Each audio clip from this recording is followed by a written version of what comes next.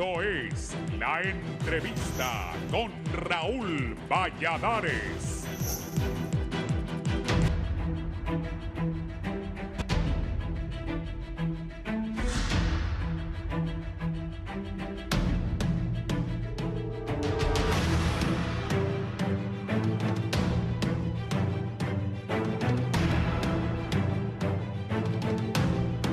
Comienza una semana más en el país y con ello aumentan las expectativas en el panorama político nacional con el Congreso de las sesiones en el Poder Legislativo, las cuales se prometieron para este 17 de octubre, dando por terminada la parálisis que ha perdurado más de 5 semanas al no existir un acuerdo entre las distintas bancadas para elegir a las nuevas autoridades del Ministerio Público.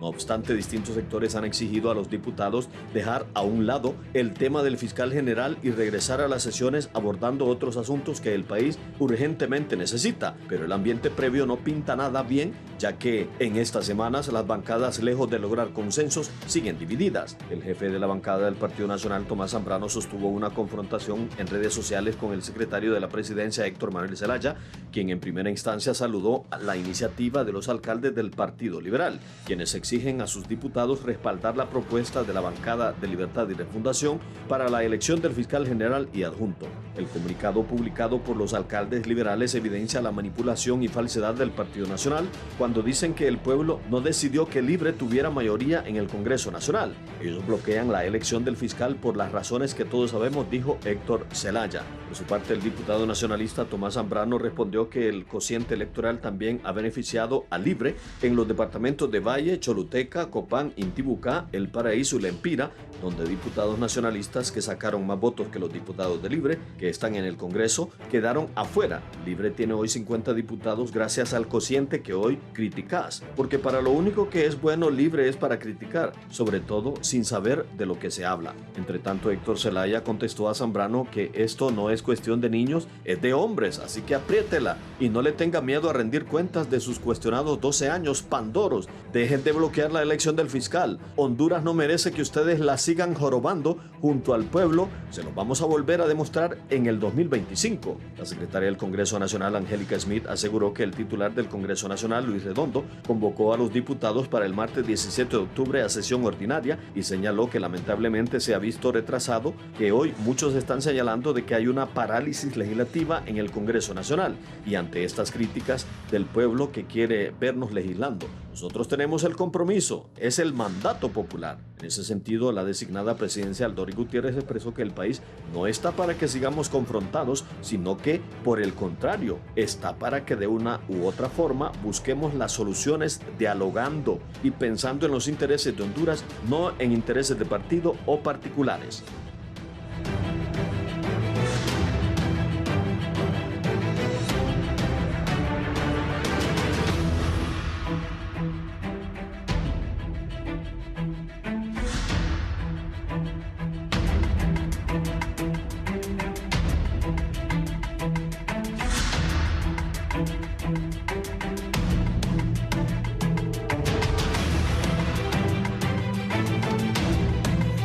Buenos días, gracias por estar con nosotros en la entrevista de Canal 11 y Radio Visión Honduras. Vamos a abordar diferentes temas de la vida nacional. 3 distinguidos invitados. La rectora Julieta Castellanos, bienvenida. Buenos días, un saludo a los colegas, amigos. Gracias por la invitación. Gracias, don Luis León. Buenos días. Buenos días, licenciado Valladares. Buenos días, compañeros y amigos. Un gusto acompañarles este día. Gracias. Y don Kenneth Madrid, abogado. Muy buenos días, licenciado Valladares. Gracias por la invitación y también estar compartiendo aquí con los amigos. Así que muchas gracias y para poder hablar aquí sobre estos temas tan importantes. ¿Expectativas? Vienen de nuevo las sesiones del Congreso. Bueno, al menos eso se espera. ¿Qué piensa? Bueno, yo creo que la elección del Congreso no se va a definir todavía. Lo que he sabido de conversaciones es que Libre quiere primero elegir, nombrar fiscal y luego los demás temas. En su valoración considera que si resuelven otros temas se pierde el interés y va a quedar un fiscal interino por muchísimos meses y probablemente por el año. Eso es a lo que está Libre planteando. Si se queda un interino, puede pasar lo de la universidad, me dijeron a mí,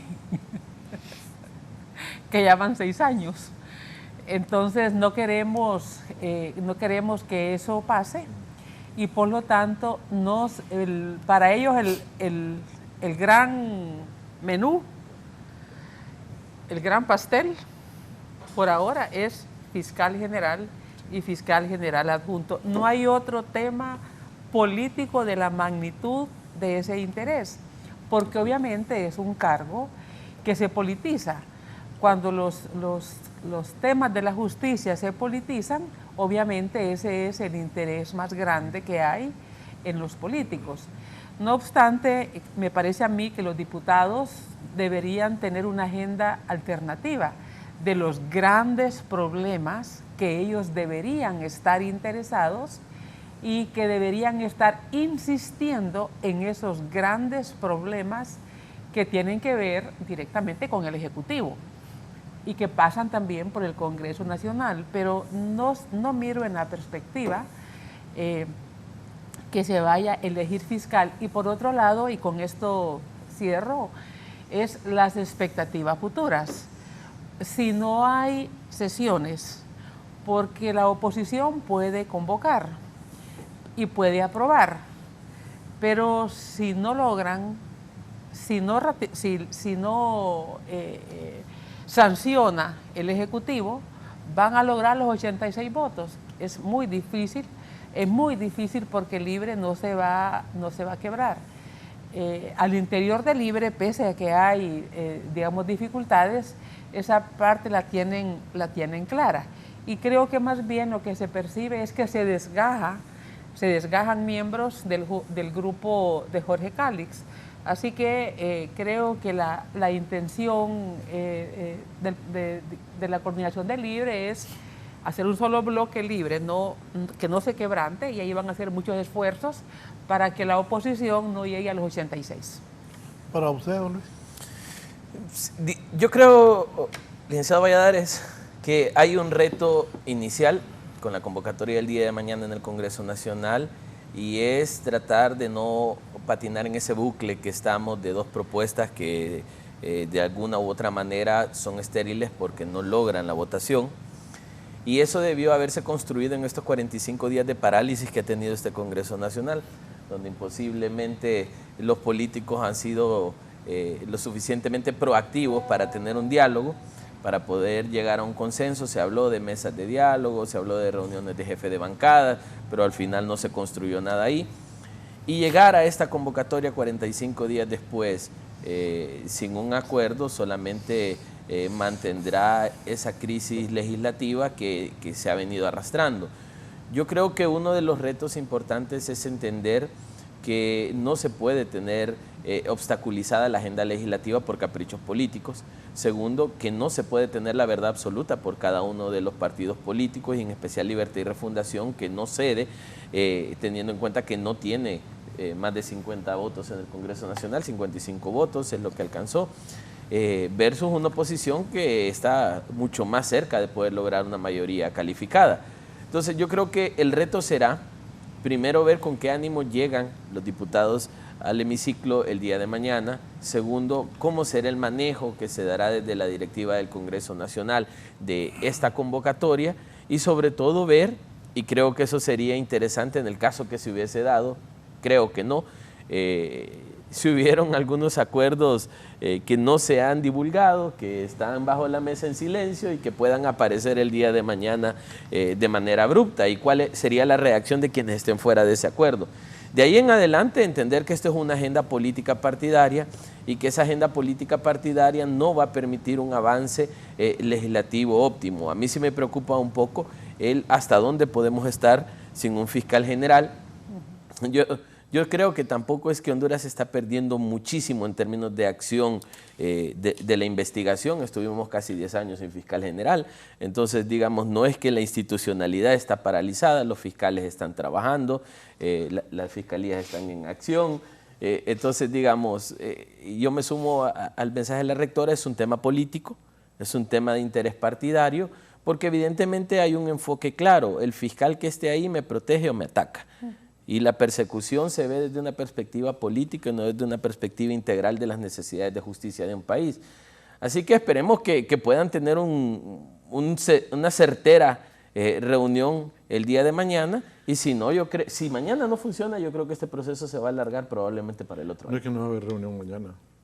Ya dijo Luis Redondo que lo que hay es reunión de jefes de bancada. No va a haber sesión en el hemiciclo. Entonces ya sabemos que no va a haber... Vamos hasta el otro año con esto. No va a haber, bueno, yo se los había avisorado, que este año no iba a haber elección del fiscal general porque jamás iban a llegar a consenso. ¿No va a haber Congreso entonces? Dijo algo importante don Luis Redondo en unas declaraciones que dio ayer.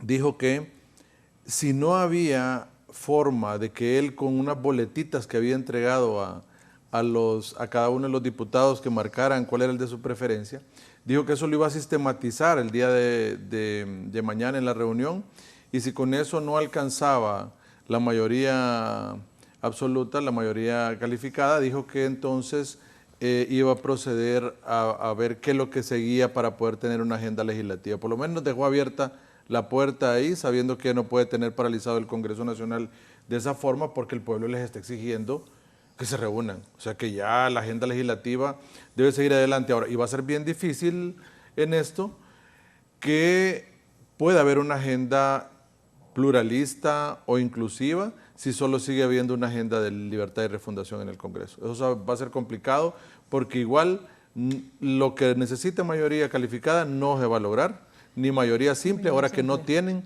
los 10 votos del Partido Salvador de Honduras. Por lo tanto, ojalá que comprendan que tienen que estructurar una agenda de país, una agenda donde estén incluidos todos, que tanto importen los anteproyectos de ley del Partido Salvador de Honduras, los del Partido Liberal, los del Partido Libertad y Refundación y los del Partido Nacional. Tiene que ser inclusivo y democrática esa agenda, de lo contrario no van a avanzar. Ni va a avanzar Libre en sus proyectos que tiene para el país, ni va a avanzar tampoco las demás fuerzas políticas, porque van a seguir enllavadas como están hasta ahora, y no va a haber forma de poder darle seguimiento a ese tema. Y para finalizar el tema del fiscal general, mire, ese tema, tal como lo veíamos venir, que no iba a haber elección este año porque no había forma de que ninguna de las facciones soltara ni dejara nada en la mesa.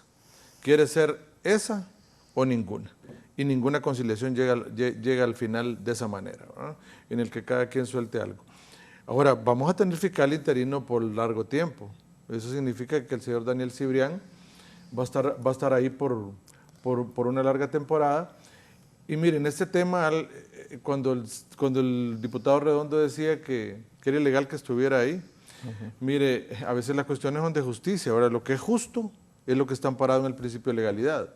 Y si está en el principio de legalidad el fiscal general adjunto, pues no hay problema, va a dirigir el Ministerio Público, ya se lo reconocieron los 1000 fiscales que hay en el Ministerio Público, que es su jefe inmediato, ¿verdad? Entonces ahí yo creo que no hay para dónde continuar. Es que como dijéramos que si los comisionados de la Unidad de Política Limpia ahorita son ilegales, si ya pasó el tiempo del periodo de ellos y no los han electo y siguen desarrollando sus funciones, me imagino que siguen con los trámites administrativos, con lo que les manda la Ley de Política Limpia, entonces no están ilegales por el artículo 80 del Congreso Nacional. Entonces, haciendo dos analogías, creo que al final van a comprender de que no hay vacíos de poderes y que deben estructurar algo conjunto para seguir adelante, y tienen que sentar una mesa de diálogo permanente para ver cómo llegan a un punto de equilibrio con este tema del fiscal general.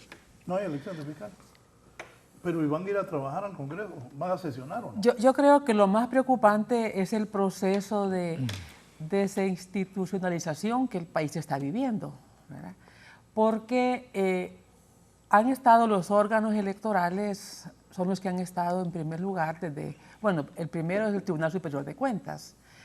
Y eso lo oímos ya días desde su magistrado presidente, que pidió que se nombrara. Yo creo que ellos han estado, digamos, demostrando o dejando evidencia de que lo dejado de actuar no es su responsabilidad, sino que es la responsabilidad del Congreso Nacional. Lo escuché igual la semana pasada plantear lo mismo.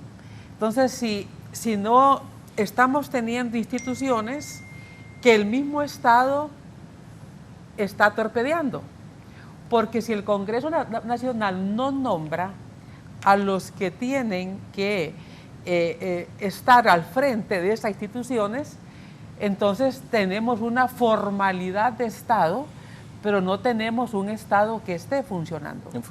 Entonces, eso es en el Tribunal Superior de Cuentas, que para mí es de los impactos más grandes, porque ahí sí se está dejando de operar. Ahí sí hay una parálisis. En el Ministerio Público no hay una parálisis. En cambio, en el Tribunal de Cuentas sí, porque hay temas que tiene que verlo el Pleno y que ellos mismos han dicho no lo estamos viendo. Y son temas de transparencia, son temas de liquidación, son temas de manejo de fondos. Pero luego se vino a los órganos electorales también. Y ahora el Congreso Nacional, que está en parálisis. Bueno, sí que está en parálisis, esa es la palabra. Pero en ese sentido, yo creo que lo más preocupante es si el Congreso no funciona y el país sigue funcionando a medias. La pregunta que puede seguir es, ¿y para qué sirve el Congreso? Para que sí.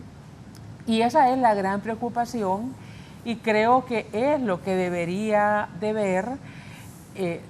verse los diputados, porque los diputados que tienen recursos, que tienen fondos, que les están dando dinero de las partidas que manejan, andan en campaña, andan dando dinero.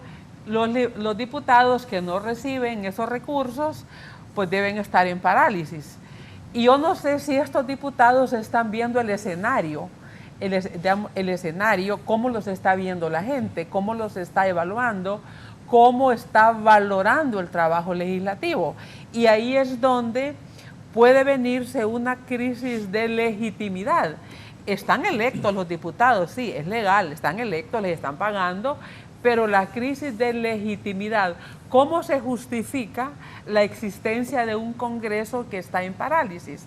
¿Cómo pueden los diputados ir a una campaña dentro de un año ya y decir, mire, vote por mí, yo lo represento, si están parados, y hay otros temas que ellos no están preocupándose? Para el caso, yo miro un programa costarricense que dan los domingos en Teletica que dice Estado Nacional. Estado Nacional. Hacen una evaluación del sistema educativo y les ha disminuido un poco los índices ahorita, un poquito, pero mire, a la semana siguiente los diputados tenían a la ministra que les explicara cuál era el plan de rescate que tenía para que el sistema educativo, y sabe qué decían, Costa Rica no tiene petróleo, Costa Rica no tiene gas, Costa Rica lo que tiene es una población bien formada, que somos realmente el recurso humano para la inversión extranjera que venga a nuestro país. Ministra, ¿cómo nos va usted a recuperar el sistema educativo? Y la pusieron tras las cuerdas. Y mire qué importante, que una de las cosas que están haciendo es que los jubilados estén trabajando en un voluntariado con los jóvenes rezagados después de la pandemia. Entonces, y aquí estaba leyendo que se están yendo 150 niños diarios de las escuelas, y a nadie le importa, ¿verdad? A nadie le importa, ni a los diputados. Debe haber una comisión de educación en el Congreso, pero esa comisión de educación debe andar dando bonos, debe andar dando útiles escolares para que los dejen en una mochila, porque los niños están yendo a las escuelas. Entonces, los diputados deberían estar haciendo su agenda y decir qué temas son importantes en el país. Yo me imagino que en el Congreso hay una comisión de seguridad, pues esa comisión de seguridad, y que las mujeres de ese Congreso deberían decir qué pasó con las 46 mujeres que asesinaron ese fue un asesinato, en esa cárcel, y no hay investigación, o hasta dónde ha avanzado la investigación, y qué ha pasado y qué pasa aquí en este país, que están asesinando una mujer cada 21 horas, no sé cuánto, ¿verdad? Sí. Y no pasa nada, pero no, todos están en el fiscal, están jugando están jugando la vuelta que el Libre quiere que jueguen y están bien contentos con eso, porque en este país se cree que solo la política es problema. No, señores, la política debería ser para resolver problemas, no ser un problema. Y aquí el problema es la política, cuando debería ser realmente los que resuelvan los problemas. Entonces, en ese sentido, esa para mí es la preocupación o es el análisis, no es la preocupación, es el análisis que hago. ¿Cuál es el objetivo de demostrar que el Congreso no funciona? ¿Cómo los diputados van a revalidarse dentro de un año que empiece la campaña?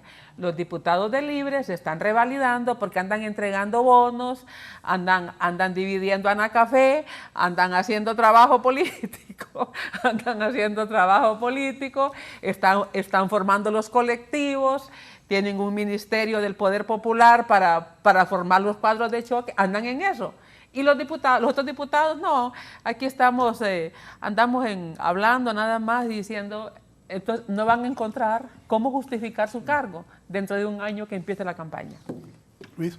Sí, es que yo lo veo a dos escalas, lo que la doctora menciona. Primero es la escala, que no quiero usar un término peyorativo que suene mal, pero tal vez la escala básica de los políticos, que es este montón de diputados, que si somos francos no son los tomadores de decisiones per se.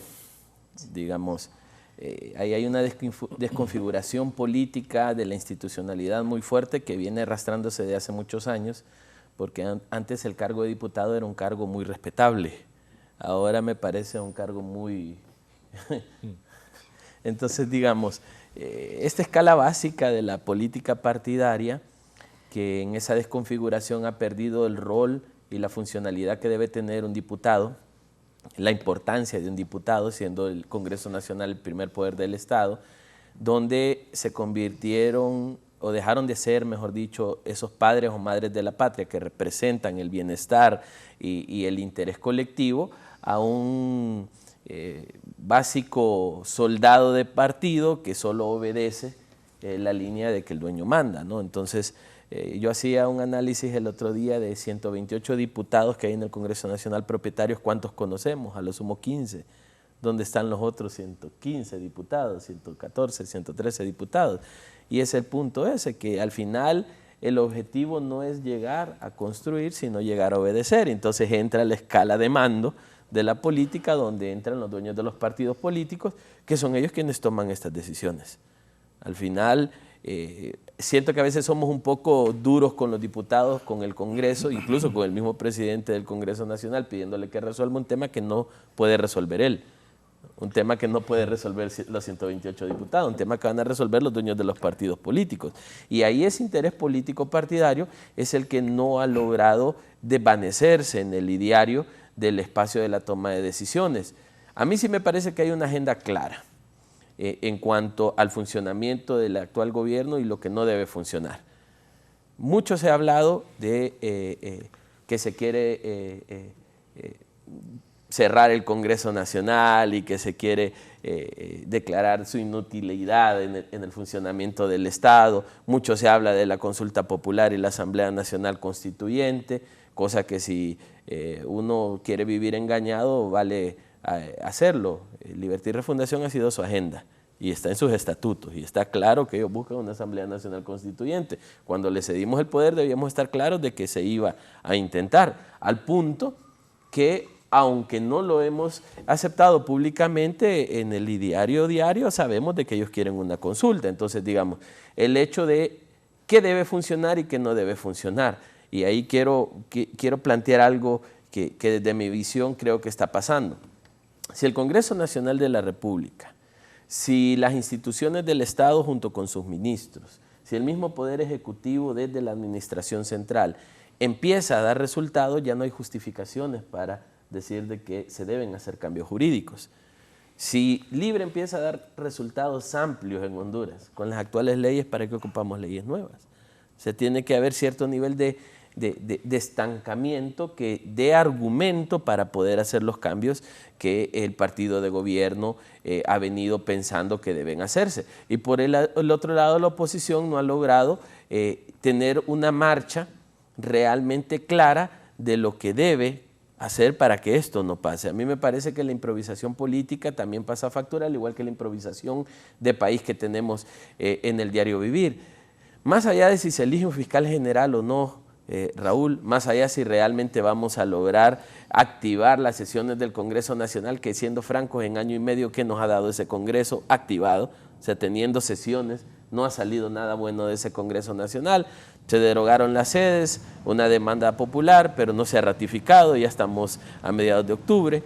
Se derogó el empleo por hora y no hubo nada que resarciera el daño del empleo por hora. De ahí no han habido mayores cosas en ese Congreso Nacional. Entonces también el activarlo, ¿bajo qué sentido? ¿Cuál es la agenda legislativa? ¿Cuál es la ruta que de esta directiva del Congreso Nacional? Que dicho sea de paso, viene otro tema que vamos a tener que estar discutiendo dentro de 2 meses y medio. En enero hay que cambiar junta directiva. Y esa elección de la junta directiva, ¿cómo va a quedar? PSH, van a sacar al PSH, van a meter liberales, se van a poner todos de libre. Eso va a ser otro gran problema. Ojo, o van a quitar a todos los que están y van a poner, solo va a quedar Redondo. Eso es lo que se habla. El presidente se elige por 4 años. Entonces el Por presidente eso queda Redondo. Sí. Queda redondo. Pero si se unen los otros partidos pueden quitar a Carlos Zelaya, Ah, correcto. A todos, a todos los de... a todos. Correcto. ¿Qué va a pasar ahí? Porque si son parte, si llegan en determinado momento a una negociación política, a un pacto político, entonces ahí hay espacio para todos, ¿verdad? O al menos a los que acobije la negociación, entonces ahí sí pueden entrar en la junta directiva y pueden realmente llegar a eso. Lo veo un poco largo ese panorama por el guión que han venido desarrollando ellos a lo largo del camino. Mire, yo no sé si los amigos aquí van a compartir mi criterio, pero al final, mire, lo que uno ha venido viendo acá es la teoría del caos, ¿verdad? Ha venido viendo el desorden, ha venido viendo que no hay que realizar las cosas bajo el guión que está establecido jurídicamente, bajo el principio de legalidad de todo, sino al contrario, bajo un autoritarismo, y el autoritarismo es una deformación de la democracia, no es una democracia. Entonces aquí, y si empezamos, podríamos enumerar una infinidad de cosas donde se han hecho todo a la fuerza, porque realmente lo queremos así y debe hacerse así.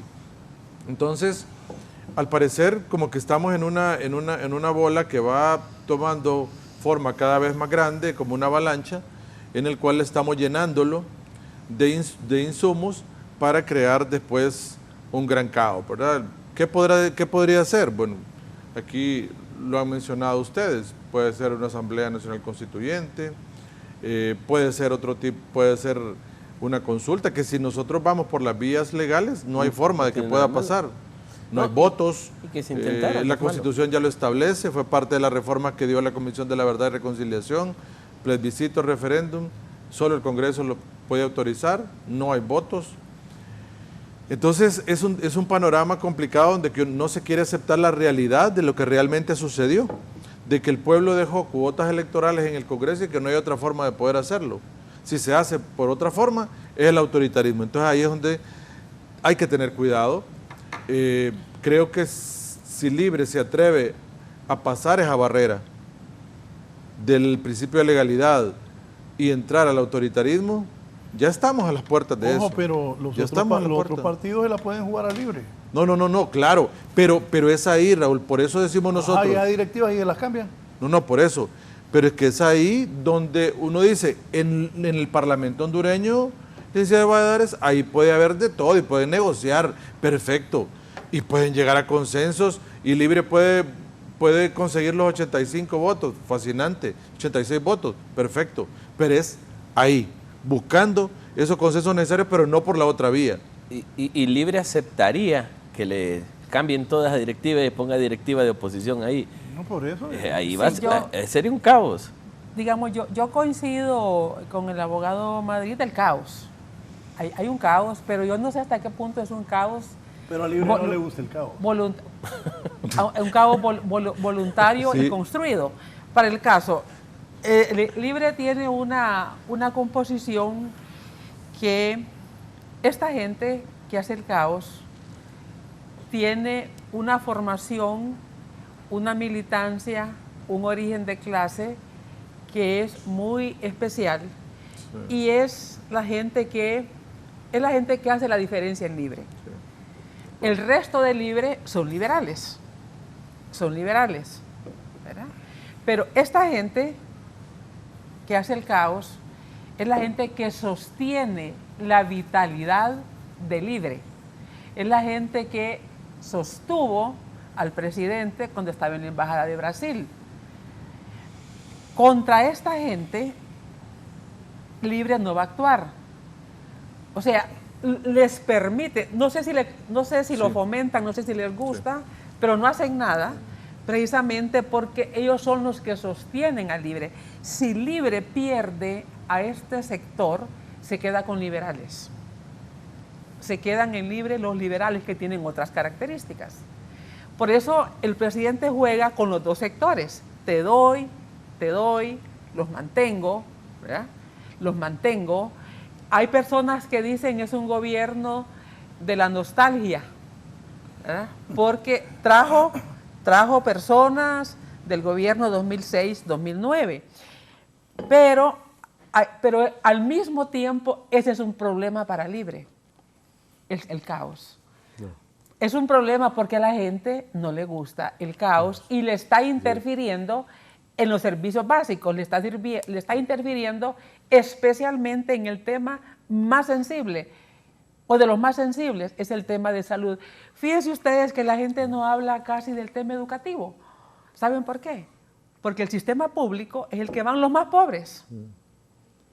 Mire, yo conozco personas que trabajan en seguridad, en viviendas, que tienen sus hijos en la escuela privada en sus pueblos. Porque dicen, porque no sirve la escuela pública. Entonces, de la escuela pública nadie se queja porque los que tienen sus hijos en la escuela pública no tienen acceso a estos medios. Y clase media y clase media baja tienen sus hijos en la escuela privada. Ahora, el Ejecutivo no está dando resultados. O sea, que Libre crea que porque anda dando bonos le va a ayudar, pues sí, le va a ayudar, pero ningún partido gana con su voto duro, ninguno gana con el voto duro, ninguno. Libre no ha planteado cuál es su modelo en salud, no ha planteado cuál es su modelo en salud pública. Está con el mismo modelo, porque cambiar de que las compras las haga un fideicomiso a que las haga el ministerio, eso no es cambiar de modelo. Eso es una decisión administrativa para la compra de medicamentos, donde ya no funcionan los fideicomisos y ahora lo va a hacer el Estado la compra. Pero eso no es un cambio de modelo. Cambio de modelo es el cambio en la atención, no lo tenemos. No hay una propuesta de una reforma educativa. Lo que tenemos, o lo que oímos de nuevo, es el programa de alfabetización de los jóvenes mayores de 15 años hasta adultos analfabetas. Pero eso no es un cambio de modelo. Ese es incluir en el sistema educativo personas adultas que no aprendieron a leer y a escribir en su momento. Eso no es un cambio de modelo. Entonces, si el Ejecutivo no está dando... Miren, el Estado no funciona. El Estado sigue sin funcionar bien. La gente está disgustada, no de ahora, disgustada con el Estado porque no hay agua, porque el agua llega cada 10 días, cada 15 días y sigue llegando. ¿Qué estamos viendo para ayudar a que eso, para ayudar a que eso cambie? ¿Qué estamos viendo para ver que el tema de energía se va a resolver? Cuando uno habla con los amigos que viven en el norte, dicen, mira, no aguantamos la calor porque aquí no hay, se fue la luz, ¿verdad? Y eso sigue pasando. Ok. Sí. Entonces, si el Ejecutivo no funciona bien como la gente espera que funciona, porque anden repartiendo bonos, eso no es que el Ejecutivo funcione bien. Esos son préstamos. Esos son préstamos del BID, del Banco Centroamericano, son las reservas del Banco Central que están distribuyendo. Y es que regalar es bonito. Si andar dando y dando el abrazo y mire, aquí les traemos, eso es lo que más les gusta a los políticos. ¿De dónde sale eso en un país que no produce? De préstamos. Entonces, nos estamos endeudando para hacer lo mismo y eso hay que hacerlo porque hay gente pobre y hay que ayudarles, pero ¿qué se está haciendo para empezar a revertir?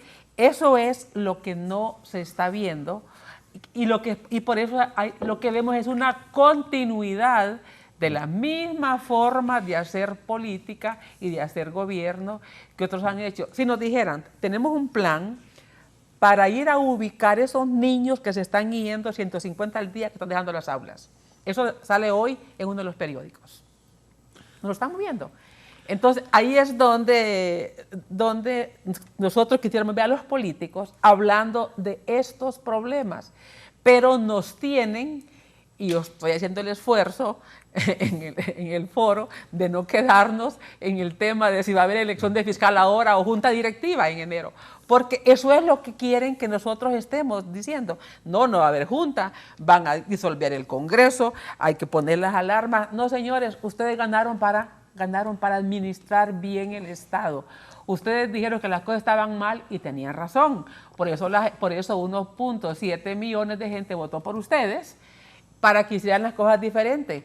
Pero, ¿qué están haciendo de diferente en este país para darle vuelta a la rosca y decir, porque si van a ganar el 2025, porque los colectivos van a amenazar a los electores, ¿verdad? Porque van a hacer lo que hacían nosotros, que se vaya la luz, ¿verdad? Ayer tenía ganas de escribir a los amigos que están en el CNE, ¿verdad?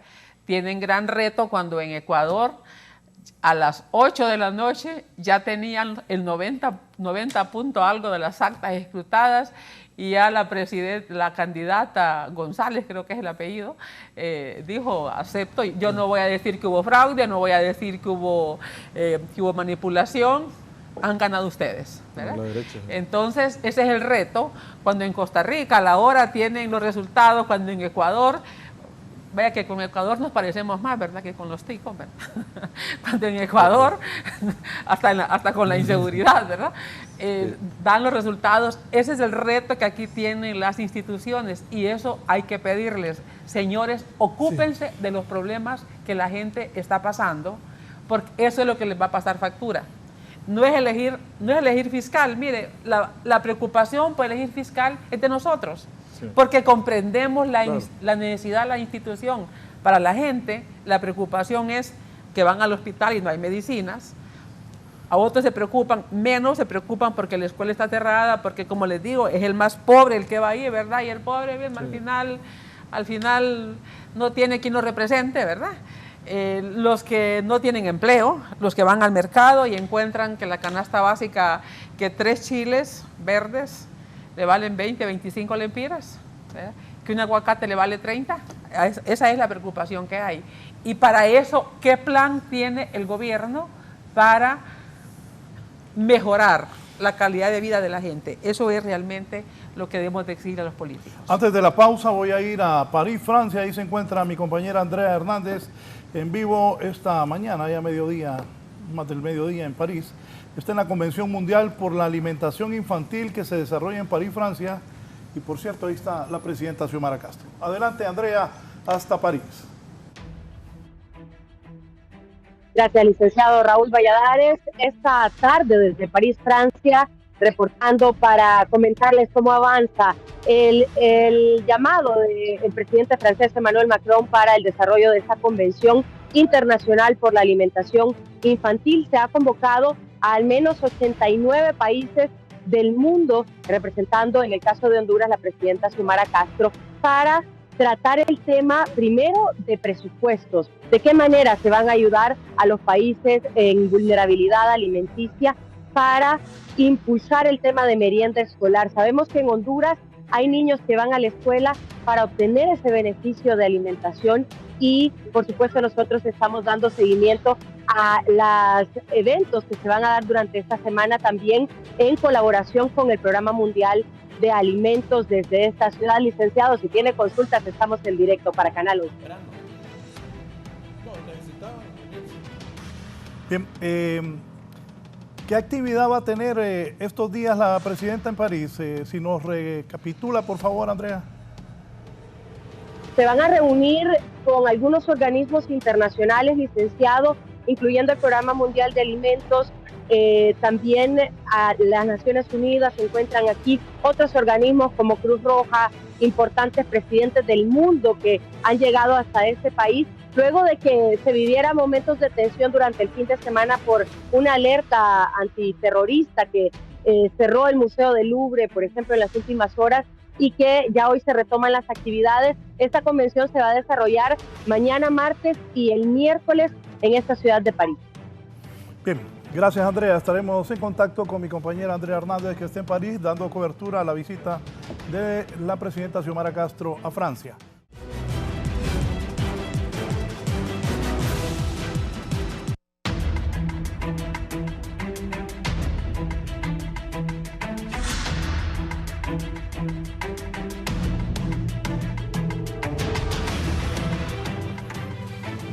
Luis, ¿va a haber cambio o no?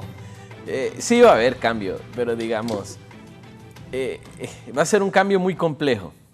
Digamos, si estamos hablando de la Junta Directiva del Congreso, aunque quiero cerrar algo que decía la doctora en el segmento anterior, y era que cuál es el plan y la propuesta para resolver los problemas de Honduras. Si es que a año y medio, casi 2 años después, lo que deberíamos estar es ejecutando medidas de monitoreo y evaluación de los cambios, no estar pidiendo un plan a estas alturas. Yo creo que a estas alturas ya estamos fuera de lugar pidiéndoles cuál es el plan. Ahorita deberíamos estar preparando la evaluación de medio término de gobierno desde el Ejecutivo para ver qué cambios se han hecho. Y esto lo venimos diciendo desde que tomaron posesión. ¿Cuál es el plan? ¿Cuál es la estrategia? Van a operativizar el plan bicentenario. Incluso yo una vez dije que era imposible operativizarlo porque era demasiado político, y lo que es tan político es muy difícil después convertirlo en acción técnica. Entonces quería mencionar esa parte que no, yo creo que ya a estas alturas pedir un plan de atención social ya no. Ya a mitad de gobierno, cualquier acción que salga de este 50% en adelante va a ser por populismo con intención electoral. Punto. Ahora, en cuanto a nunca hubo plan, entonces, un plan para impulsar cambios. Es que ya los estuviéramos viendo. Ya, por lo menos las bases del movimiento estructural estratégico ya lo estaríamos viendo. Y en cuanto a la elección de la directiva del Congreso Nacional, volviendo a la pregunta de Raúl, recuerde el antecedente de cómo tenemos esta directiva. La oposición... O sea, que van a legitimar a don Luis Redondo ahora, entonces, ¿cree usted que van a dar los votos? Esa ha sido una gran solicitud del Partido Nacional. Legitímenlo, convoquen a votación, aquí están los votos de los nacionalistas. ¿Pero los van a dar entonces, cree usted? Es que el problema es que le dieron la oportunidad de legitimarse. Ahora el hombre entra a un estado en el que necesita el voto. Es que mire que es diferente que te lo ofrezcan a que lo necesite. Estos 2 años el Partido Nacional se lo ha ofrecido y ellos no han querido. Los liberales se lo han ofrecido y ellos no han querido. Salvador de Honduras se lo ha ofrecido y ellos no han querido. Bueno, Salvador sí votó por ellos en la votación. Ahora que viene la elección, ya no se trata de oferta, se trata de demanda. Si Luis va a querer mantener su posición de presidente y la oposición va a decir, el presidente es ilegal, no se legitimó, cambiémoslo junto con toda la directiva.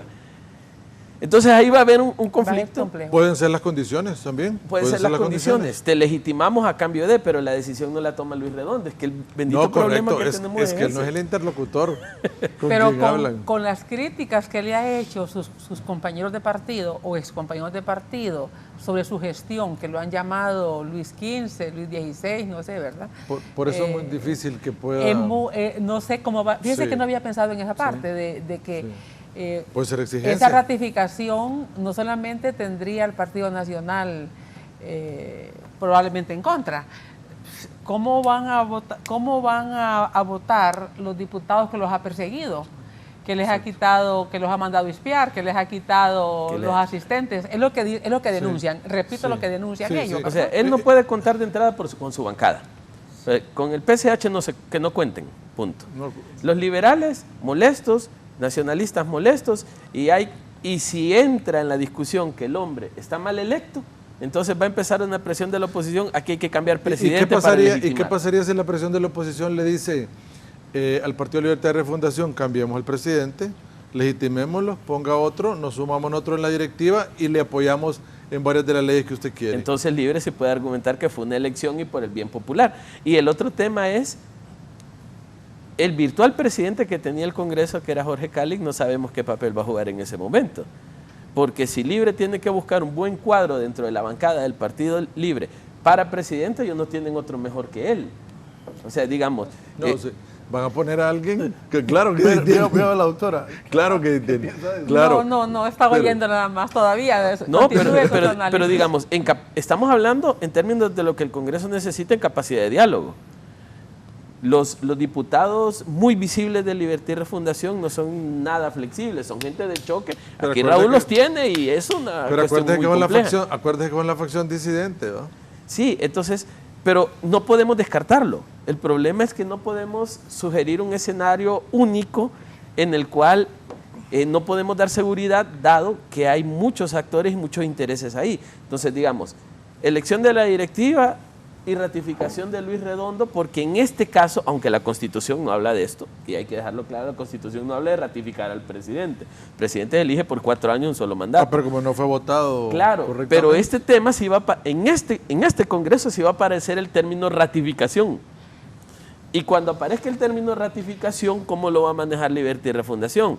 ¿Cómo lo va a manejar el mismo Luis Redondo, que técnicamente se ha quedado sin partido político y ha tenido que adherirse mucho al pensamiento de Libre, porque PCH no va a respetar a Luis Redondo? Entonces, ¿hasta dónde vamos a poder tener una elección de junta directiva? ¿Y qué pasa si la oposición con sus votos logra poner una junta directiva donde estén nacionales, liberales y PCH? Para alguien que y Luis me imagino Redondo, que acaba de sintonizar Carlos Martínez, porque dice, el presidente del Congreso se elige por 4 años, eso ya lo habíamos dicho.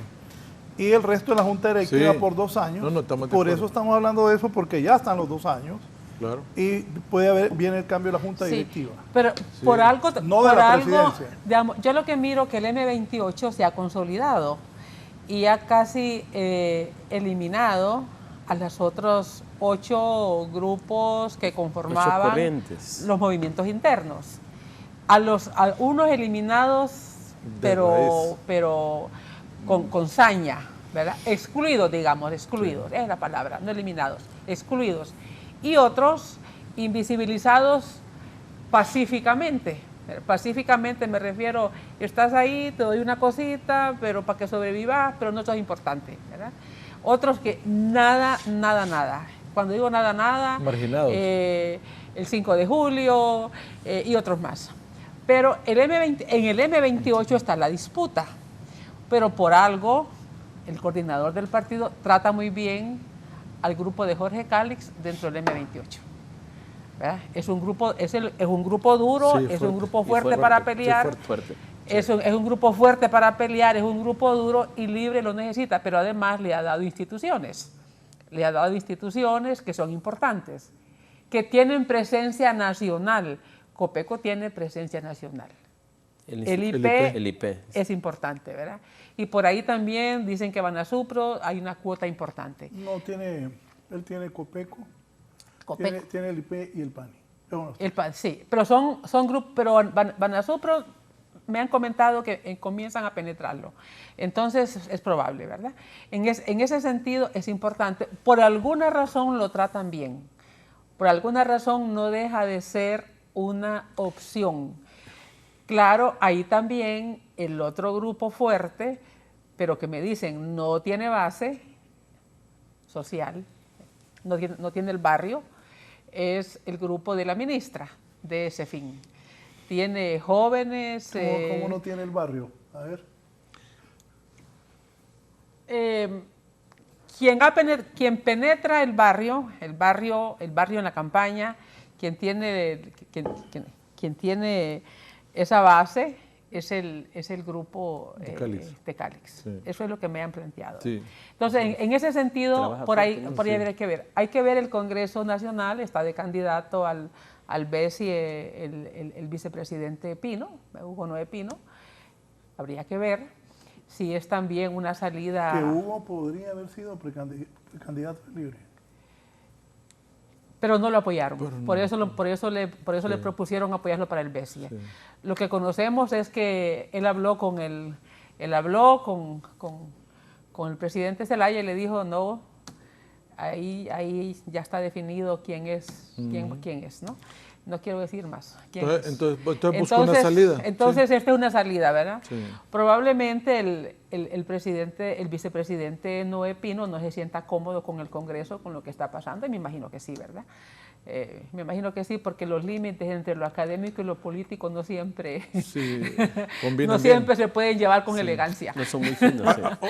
Ojalá que Honduras logre el apoyo en el Consejo de Gobernadores del BESIE, ¿verdad? Logre el apoyo necesario para que don Hugo Noé pueda quedar como presidente del BESIE. Tendrá que hacer un trabajo muy fino, muy fuerte, para lograr eso, ¿verdad? Porque ya tienen un trabajo adelantado Guatemala y Costa Rica. Lo que pasa, y también las relaciones diplomáticas, eso es fundamental, y esta guerra que ha iniciado Honduras con Costa Rica.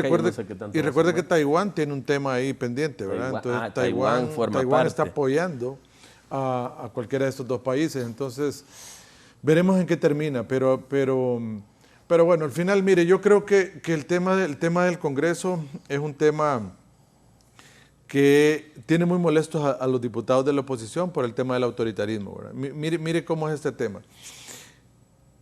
Antes se quejaba mucho el Partido Salvador de Honduras, que obviamente antes era mucha minoría en consideración a cómo están ahora. Solo le leo esto al licenciado René Amador, que es el dueño de Tecnimarketing.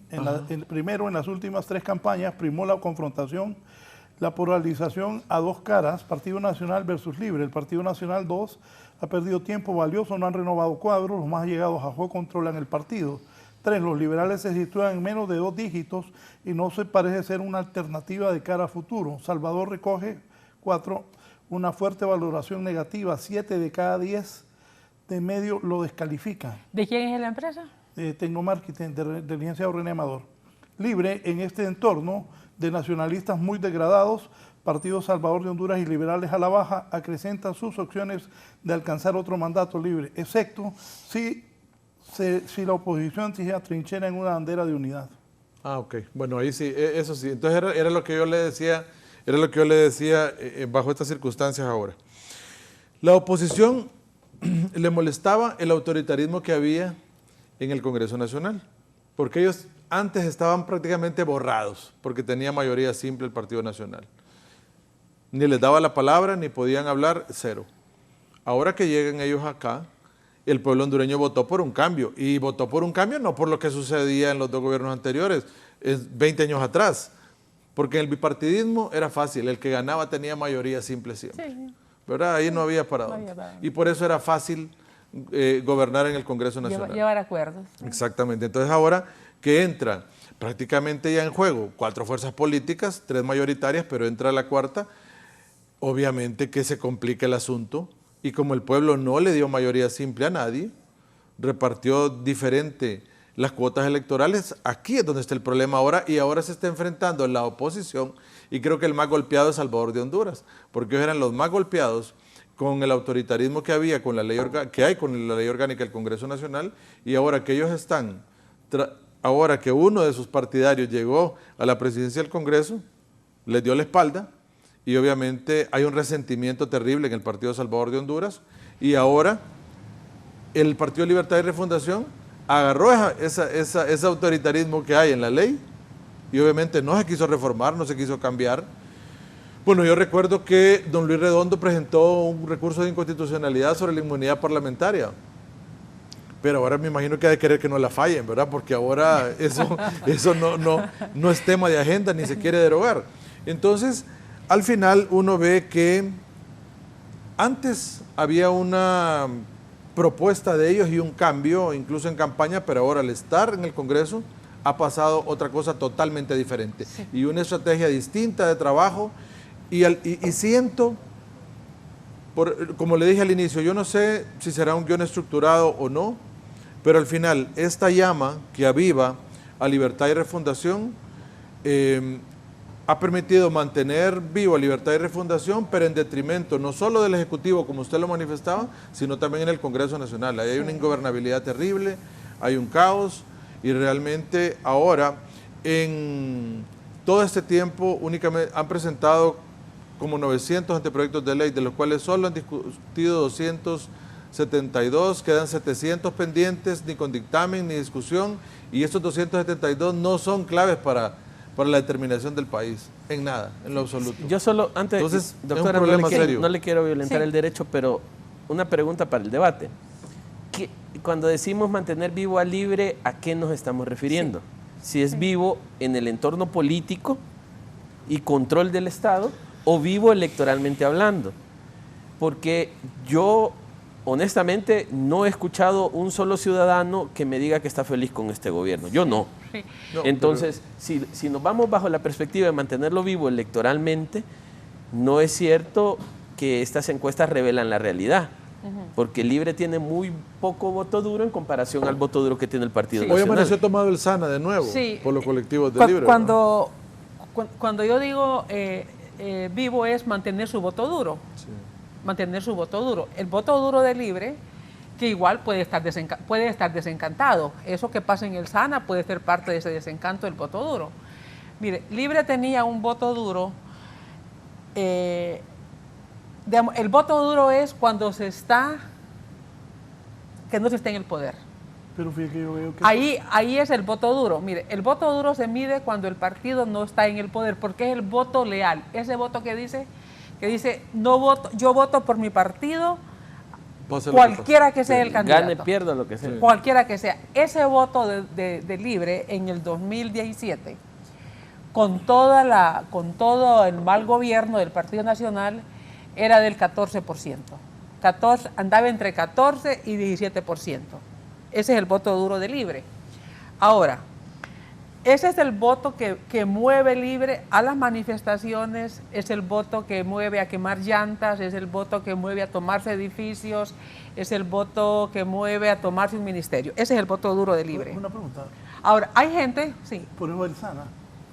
Pero yo no veo que los de Libre, a los jefes de Libre, les moleste esas tomas. No les molesta. No, es que es lo que estamos hablando. Es que ellos mismos los pueden motivar. Sí. Es que ellos mismos los motivan. Digamos, yo estuve en el sur hace como 3 meses en unas entrevistas. Y ahí el candidato que quería estar, el que estaba en el puesto, provocaba las tomas, defendiéndose de otro que supuestamente quería su puesto.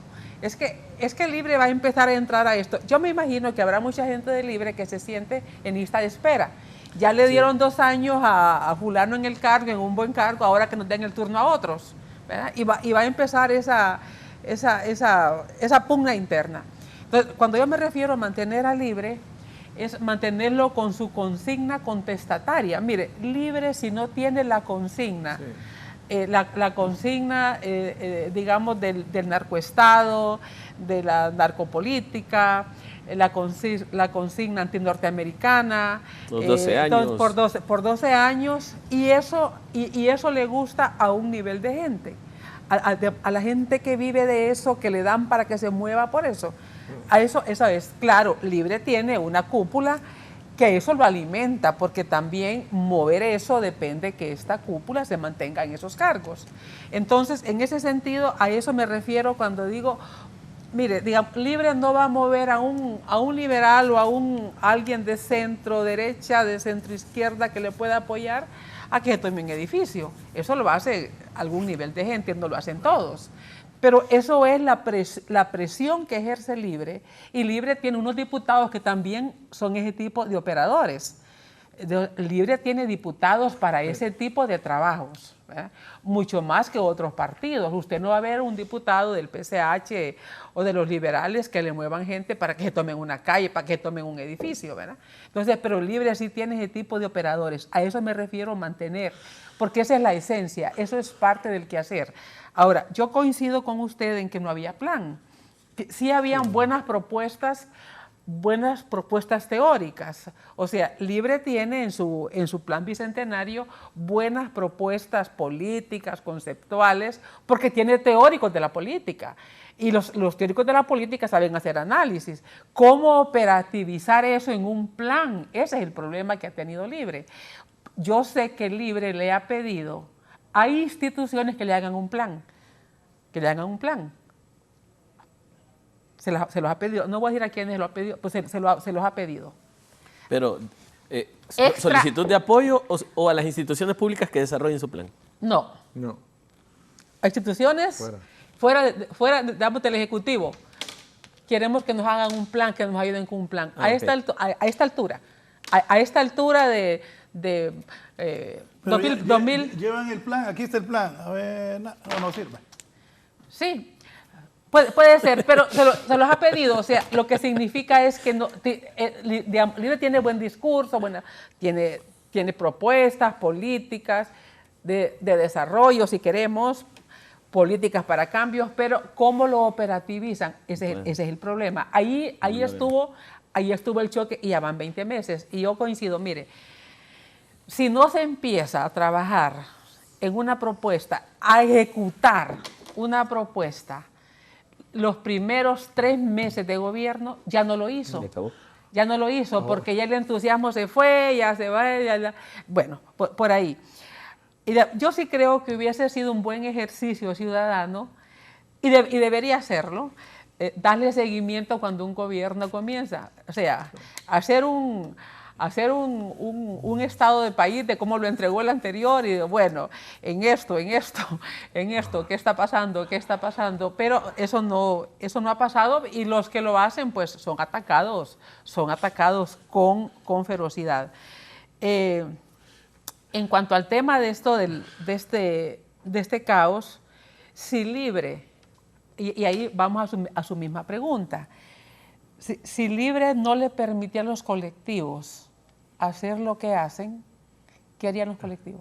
Es que se lo van a hacer al interior a ellos, ese claro, es el problema. No, claro. por eso. Entonces mejor que lo hagan afuera, claro, a que me lo hagan a mí interior. Correcto, porque es la esencia de ellos. Es la esencia de ellos. Exacto, es la esencia. Y por eso yo en el comentario anterior les decía, ¿qué hubiera pasado si Libre hubiera optado por tener un gobierno más de conciliación nacional, de sentarse con todos los sectores, de platicar? No es Libre eso. Exacto, de platicar, de concertar, de llevar adelante, de tener resultados. Deja de ser Libre. Deja de tener la esencia. Deja de ser Libre. Mel Zelaya dijo allá en una asamblea de los socialistas en México que se habían desmontado 7 golpes de Estado y que la presidenta Castro no iba a ceder nada ante esos grupos que quieren afectar o que presionan o que cuestionan y que la atacan diariamente. Ese es un discurso para los bolivarianos. Que no va a ceder ni un milímetro. Pero un cuestionamiento, un señalamiento no es un golpe de Estado. Entonces cuando Juan Orlando dijo que él desmontó 5 intentos de asesinato, entonces hay que creerle.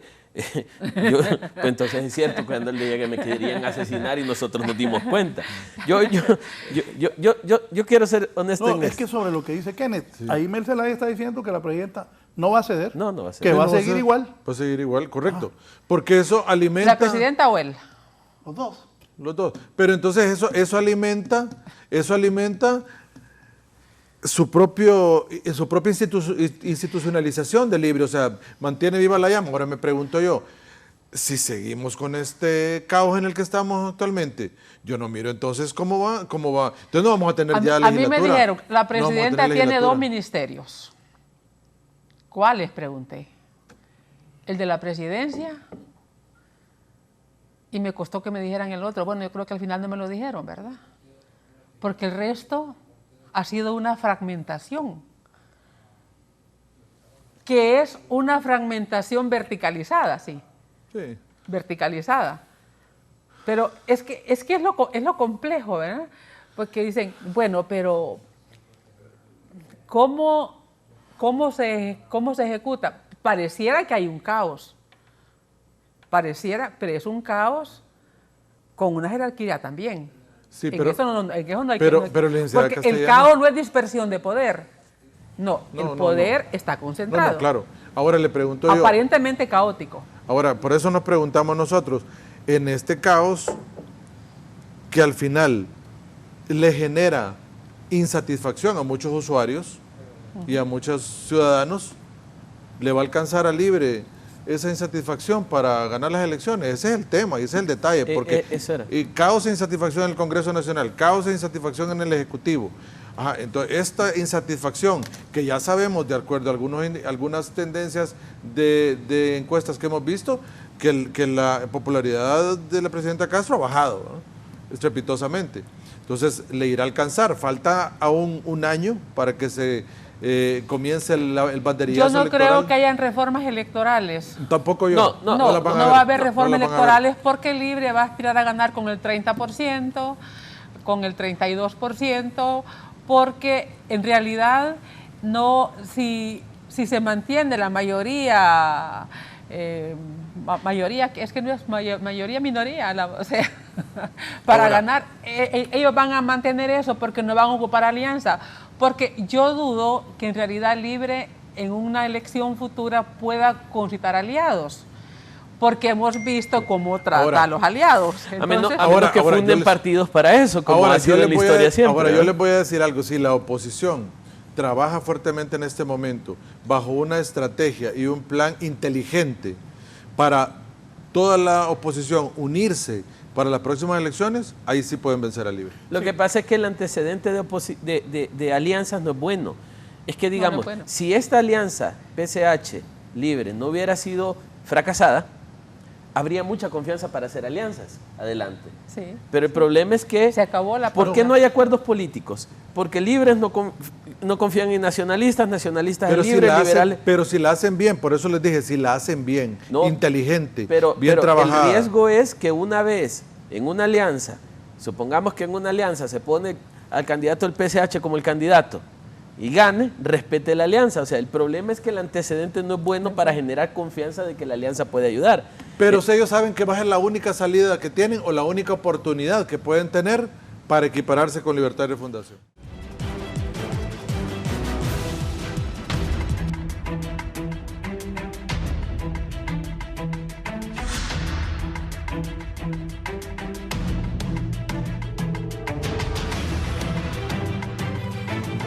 Bien. Y lo que hablábamos, los candidatos de los partidos para la próxima. No, sí, yo no lo miro todavía, claro. No, pero ahí anda en campaña, Papi a la Orden anda en campaña, al menos anda visitando los municipios. Creo que ahí ya se puede... No, ya lanzó su candidatura. Sí, o sea, ya se puede visibilizar, ¿verdad? El compañero periodista de usted, Raúl. Renato. ¿Ah? Maldonado o Renato. No, ¿Melgar? el diputado del Partido Nacional, Sí, Jorge Zelaya. Morazán Zelaya, porque Zelaya anunció. Jorgito. Jorgito ya lo anunció. Sí. Él ya lo anunció que es candidato. Entonces, bueno, ahí ya tenemos dos en el Partido Nacional visibles, ¿verdad? Bueno, en el Partido Liberal, bueno, ahí se ha mencionado a Renato, a Melgar, a Maldonado. Todos los periodistas. Todos los periodistas están ahí en el Partido Liberal. Pero eso... Espere. En el Partido Liberal hay muchos que soy liberal y que tengo añales de partido, nunca los he visto. Bueno. También eso. Bueno, sí, no, también la militancia tiene mucho que ver, ¿no? La militancia tiene mucho que ver. Está tan mal el Partido Liberal que cualquiera va a ir. Pero ahí los liberales tienen un lío, esa división que tienen de alcaldes. Y los alcaldes son los que ayudan en una elección. Y Sí, tienen alcaldes bien afines al Bueno, Libre. el Partido Liberal tiene una fortaleza con los alcaldes. Quintín sí se ha mencionado bastante fuerte. No, pero mire lo que le digo. Es que tampoco es porque yo fui alcalde 5 veces de un lugar, es que ya voy a ser candidato. Esa es otra cosa muy diferente, ¿verdad? No, pero o sea, mire. una cosa es mi localía. Pero tiene un Y estilo otra que cosa. puede gustarle a la gente. Sí. Quintín, el alcalde Quintín. Campechano, ¿no? Sí. Sí, ese- No, y que le contesta a Mel como le Sí, contesta. correcto. Sí, Y eso a la gente. sí, y el otro tema, creo yo, bueno, y en el Partido Salvador de Honduras ya sabemos, ¿verdad? Salvador. Que Salvador va a volver, Ojo, a la aquí contienda. dijo Salvador. el licenciado de Tecnimer que ha decaído Salvador, ¿va? La verdad es que en general todos han decaído. Todos o sea, han- todos han no hay un decaído. político que vaya en ascenso, pero hay valores agregados. Por ejemplo, Salvador, con todo lo que se puede decir de él, el hombre es honesto. Y eso suma mucho. No, pero mire, y hasta el último momento se deciden las Sí, elecciones. sí, Yo correcto. creo que lo hemos visto. Sí, las Lo encuestas hemos no visto son... en el país y en otros países. ¿Hay el candidato En del la- partido gobierno? En la medida que avanza el gobierno, que se ven los riesgos, la gente, mire, los partidos pueden regalar, pueden amenazar, pueden no les funciona. Yo creo que hay un nivel de información. Miremos en Guatemala. Ahí tenemos el ejemplo. Ahí, perdón, licenciada Castellanos. Mire, aquí, ¿qué es lo que va a pasar desde hoy? Dice el licenciado Valladares. ¿Y el del partido de gobierno? No, es que hay un montón que están disputando. El problema es que los borran del camino si se tiran antes de tiempo. Ahí es el que tenga la bendición, el que va a llegar. Ahora bien, Rixi tiene ganas, dicen, pero vamos a ver qué sucede ahí. Es que es un partido. Ella es la candidata oficial. Sí. Pero ¿cuál ha sido la tradición? Del presidente Zelaya. Sí.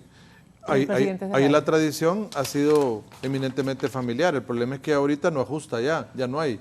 No, pero parece que el sobrino de la presidenta es otro candidato. Ministro de Defensa.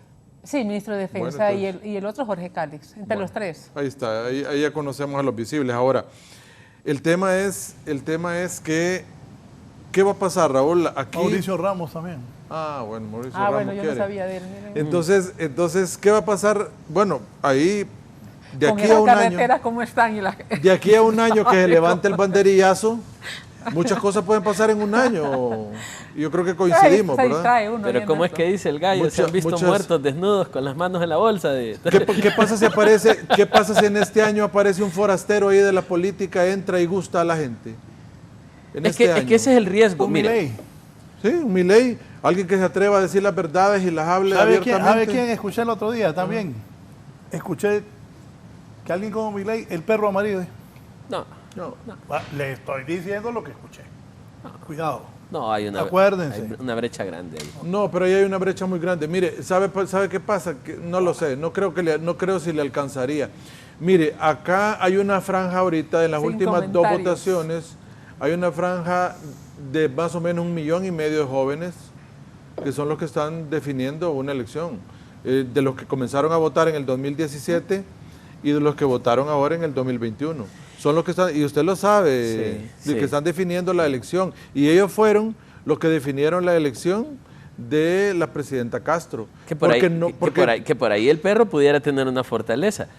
Porque el perro es fuerte a ese nivel. Ayer yo le pregunté. A ese nivel. Son los jóvenes ayer que le mueven. pregunté a alguien entre tal y tal y me dijo el perro tiene más chance. Lo que pasa es que a nivel de redes, que es donde están los hipotes, él es fuerte. Y digamos, el esfuerzo que hizo atacando a Juan Orlando lo posicionó. El problema es que también se necesita el voto duro, ¿eh? No solo con el joven se gana, necesitas el voto partidario fuerte. Los jóvenes no votan, además no van a votar casi. Sí. Muchos jóvenes solo escriben en las redes. Cierto. Si el joven ve y no hay nadie que le atrae, no vota. No van a votar. No va a votar, simple. Quien más está votando es la generación nuestra y un poco la anterior. Sí. Entonces, y muchos jóvenes que están un poco más con el idealismo político. No les interesa la política, están bastante desinformados, inclusive en regiones del corredor central. Ellos pasan en las redes, pero viendo otras cosas y opinan, pero cuando uno habla, nosotros hemos tenido reuniones con jóvenes y nos sorprende el nivel de desinformación de los temas actuales, digamos, del país. Fíjese que sí, nosotros tenemos mucho contacto también con los jóvenes. Sí, desinformados. ¿Y sabe qué nos dicen ellos, licenciado Valladares? Ustedes deben de tener mayor datos sobre ese tema.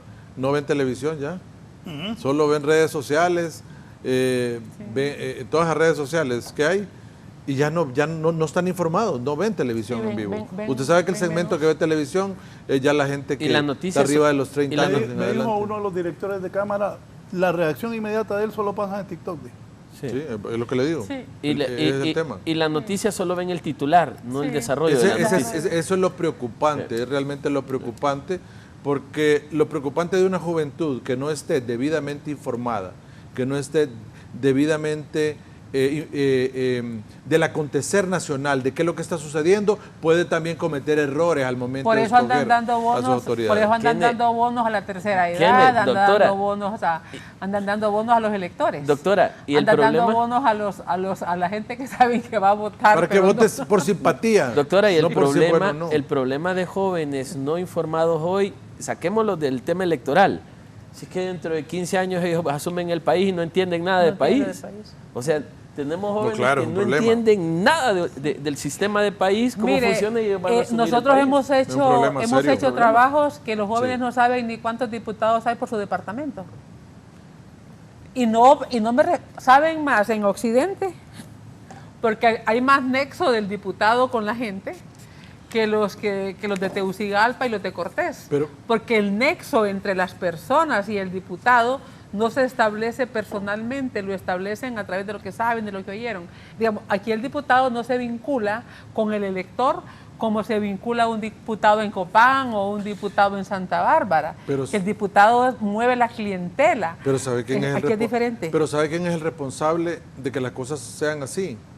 Esta clase política que está en los diferentes partidos políticos ahora han anulado generaciones de jóvenes que no los dejaron llegar a la política, y eso ha dañado a los propios partidos políticos y a la propia representatividad popular también, porque acá yo no sé si quieren morirse ahí en esos cargos de representación popular. Han anulado generaciones completas que no han accedido a la política de ninguna manera, porque no hay apertura en los partidos políticos. Y eso usted no nos deja mentir, licenciado Valladares, porque aquí no hay apertura en los partidos políticos. Hay cero apertura, y entonces ahí han cerrado generaciones donde no han permitido que haya esa renovación partidaria, que muchos partidos hoy, si no ingresan a esa renovación partidaria, no van a lograr el apoyo popular.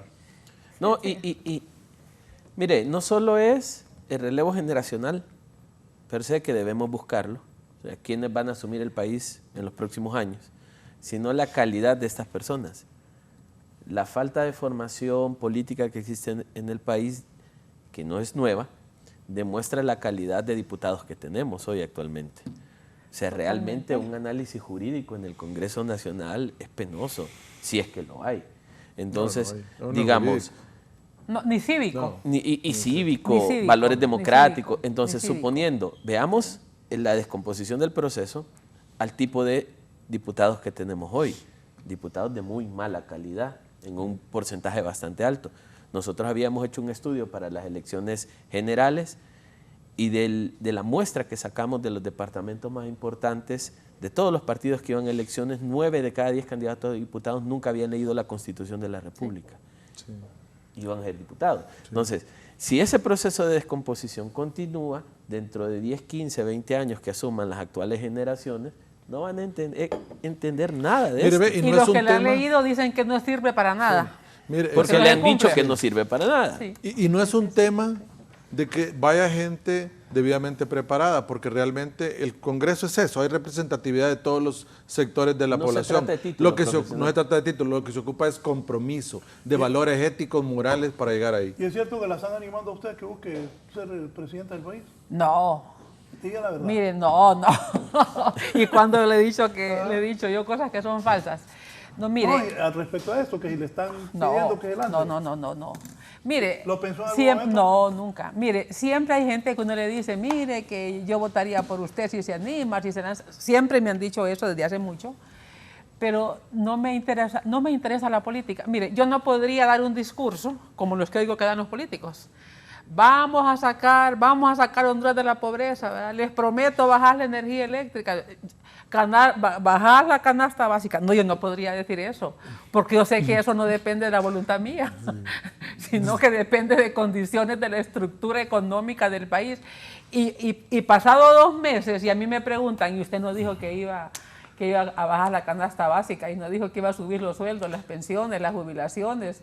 No, entonces, para un académico realmente, que no, yo me imagino que no debe ser fácil, a menos que se haya sido siempre un político, ¿verdad? Decir cosas que uno no puede hacer, y al día siguiente presentarse a los 6 meses, y presentarse a los...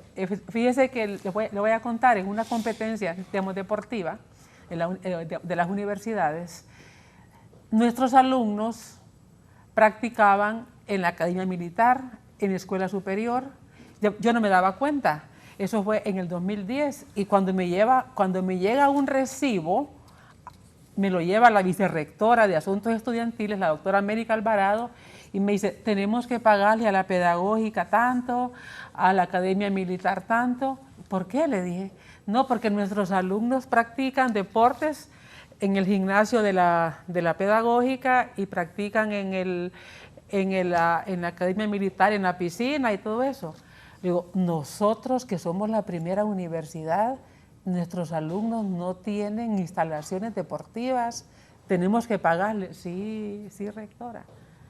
Okay. Cuando fuimos a la entrega de los premios, unos alumnos nuestros habían ganado medalla de oro en la Vía Olímpica y me dicen, rectora, queremos instalaciones deportivas. Las vamos a tener, le dije.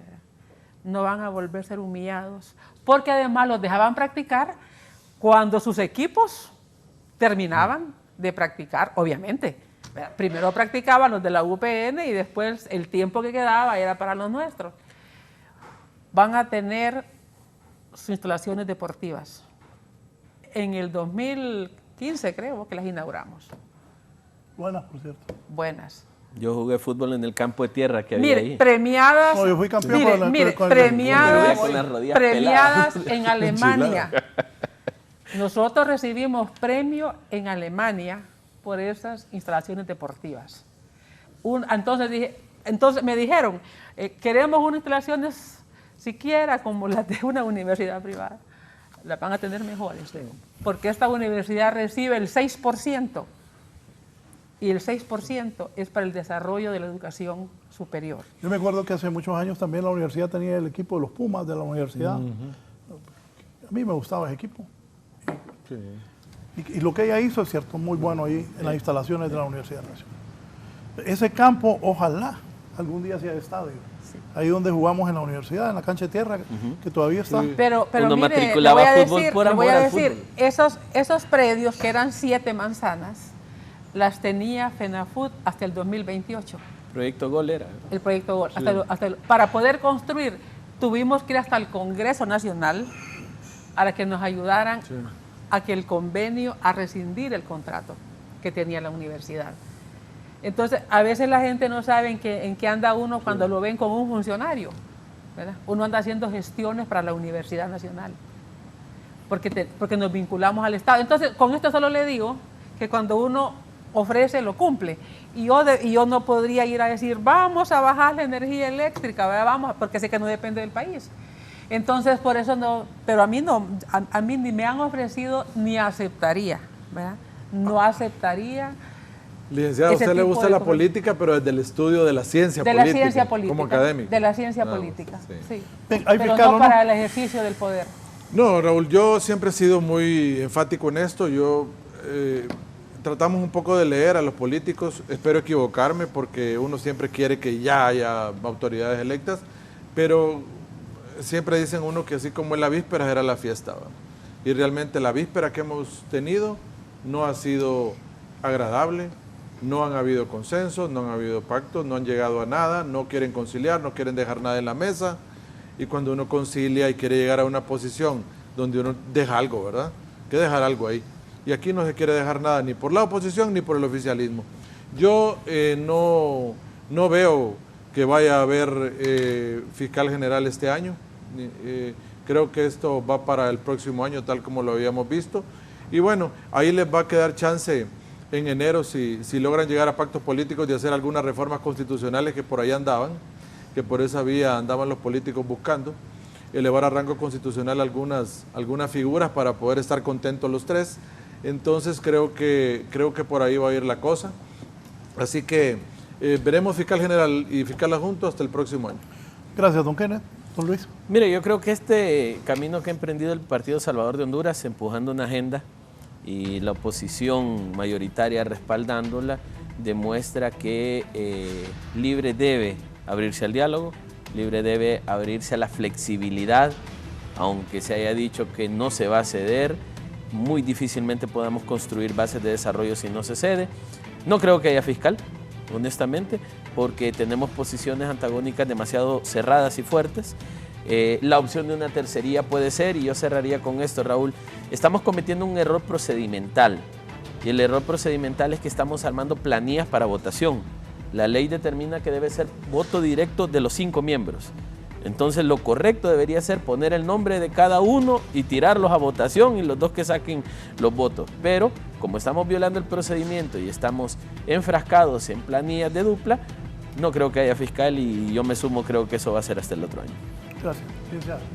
Yo nos acaban de poner un documento que dice libre ocultando las cifras, ¿verdad? Nos acaban de poner en un documento de expediente público. Mire, que Libre no esconda las cifras y que las encuestas que están haciendo, que las publiquen.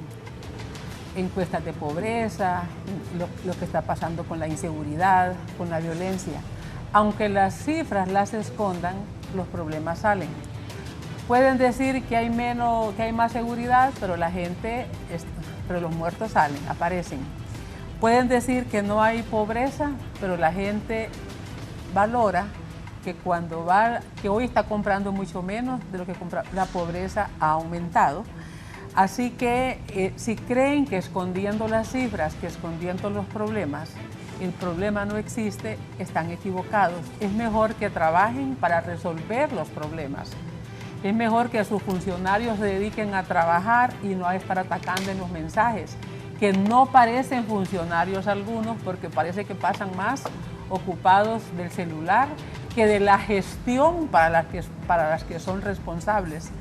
En ese sentido, Libre va a ser los resultados de su gestión los que va a tener la evaluación. No son los ataques de diputados, no son los ataques de los ministros, no son los ataques de directores los que van a dar mejores resultados. Los mejores resultados les van a venir de que se empeñen trabajando, dando resultados. Y pueden dar dinero, pueden dar bonos. Lo mismo dio el Partido Nacional. Y miren los resultados que tienen y la calificación que tienen. Así que pónganse a trabajar, que todavía tienen 28 meses para hacerlo. Pero para las elecciones menos, ¿verdad? Gracias.